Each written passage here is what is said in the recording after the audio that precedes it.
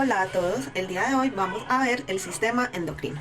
Pero para empezar a entender el sistema endocrino necesitamos saber qué es el sistema endocrino. Entonces acá a la derecha tenemos una imagen que nos representan como algunas estructuras que están relacionadas con ese sistema endocrino. Por lo tanto, podemos decir que el sistema endocrino son estructuras, o también lo podemos llamar órganos y tejidos, que tienen una función. ¿Cuál es esa función? Que se encargan de secretar sustancias.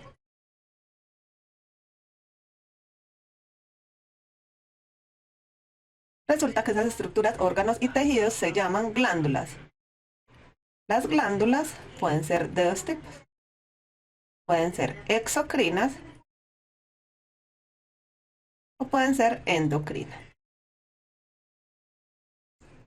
Cuando hablamos de exo, significa externo, o sea que son las glándulas que hay externas, como por ejemplo serían las lacrimales, las sudoríparas, las glándulas que secretan saliva. Y cuando hablamos de endo, hablamos de glándulas internas, que las encontramos en esta imagen de la derecha. Podemos ver algunas de las glándulas principales. Tenemos el hipotálamo, la glándula pituitaria, la tiroides, paratiroides, suprarrenales, páncreas y las sexuales, que serían los testículos y los ovarios. Resulta que esas glándulas que secretan sustancias van a secretar hormonas, o sea, las sustancias que secretan las glándulas se llaman hormonas. Ustedes se estarán preguntando, ¿pero qué es una hormona? Una hormona es una sustancia o un mensajero químico.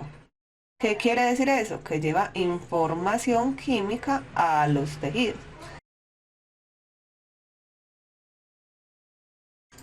Ahora vamos a ver tres de las glándulas del sistema endocrino como ejemplos y vamos a mirar qué segrega. Recordemos entonces que el hipotálamo y la glándula pituitaria son las, digamos, más importantes porque son las que dirigen toda la segregación de sustancias en el cuerpo. Entonces, como ellas las dirigen, ya sabemos cuál es su función principal. Vamos a hablar de algunas otras. Tenemos en glándula, una de las más conocidas, la tiroides. La tiroides segrega dos tipos de hormonas, T3 y T4. Y está encargada de varias funciones, entre las cuales está el metabolismo, la regulación del metabolismo, del peso, regula el calor o temperatura corporal y el ritmo cardíaco. Una persona que segregue mucha hormona de la tiroides, por diferentes razones, pueden ser genéticas o adquiridas, puede generar una enfermedad llamada hipertiroidismo, que como las hormonas están relacionadas con la temperatura, el peso y el metabolismo, esa segregación de más de la hormona puede generar alteraciones en estos procesos. El hipotiroidismo es otra enfermedad que puede surgir por la alteración de la glándula tiroides y la segregación de hormonas. A diferencia del hipertiroidismo, va a generar una menor concentración de hormonas T3 y T4. Vamos a hablar de otra glándula que son las suprarrenales. Las suprarrenales generan una hormona que conocemos como adrenalina. En la adrenalina, si tenemos, digamos, una baja secreción de adrenalina, se puede generar un shock por una presión arterial baja. También está relacionada con síntomas como debilidad, fatiga, náuseas, fiebre, dolor muscular, entre otros. Vamos a hablar de las glándulas sexuales, los ovarios y los testículos. Los ovarios están relacionados con la secreción de estrógeno y progesterona. Y los testículos con la segregación de testosterona. El estrógeno y la progesterona están relacionadas con el desarrollo de características sexuales secundarias, como el ensanchamiento de las caderas, el crecimiento de las mamas y la generación de la menarquia o la menstruación. La testosterona también está entonces relacionada con el desarrollo de características sexuales secundarias en los hombres, como el crecimiento del órgano reproductor masculino, el engrosamiento de la voz y la segregación de vello corporal. Como estas hormonas están encargadas más que todo de la parte del ciclo menstrual, entonces la enfermedad sería alteraciones en el ciclo menstrual. Sin embargo, se ha podido encontrar que una concentración alterada de estrógeno puede causar problemas con el colesterol en la sangre, generando un tipo de colesterol que se conoce como colesterol de lipoproteínas de baja densidad, que es un colesterol malo que se va acumulando en las arterias y puede producir estancamiento del flujo sanguíneo.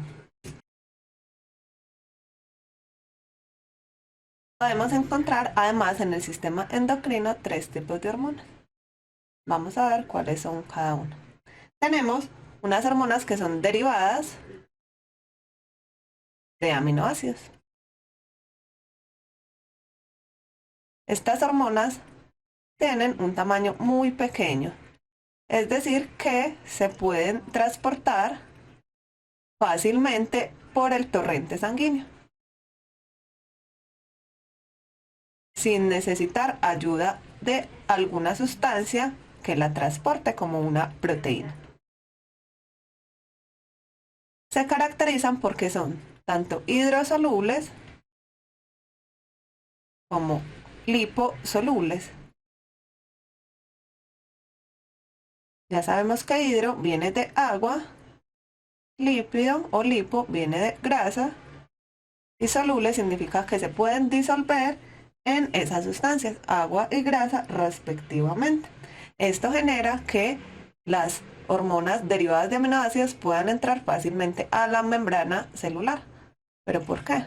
Recordemos que la membrana celular es una capa que se conforma de unas sustancias llamadas fosfolípidos.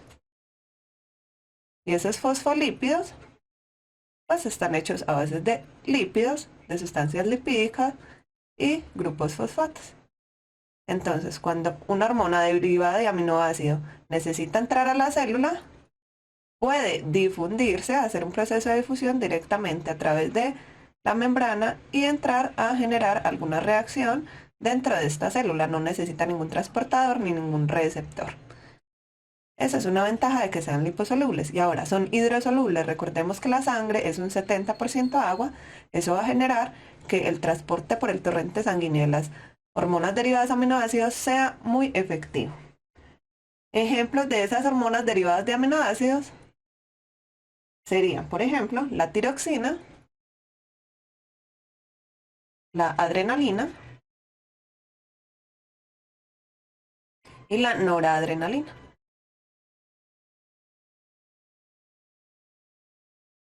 Vamos a encontrar otras hormonas que se llaman peptídicas.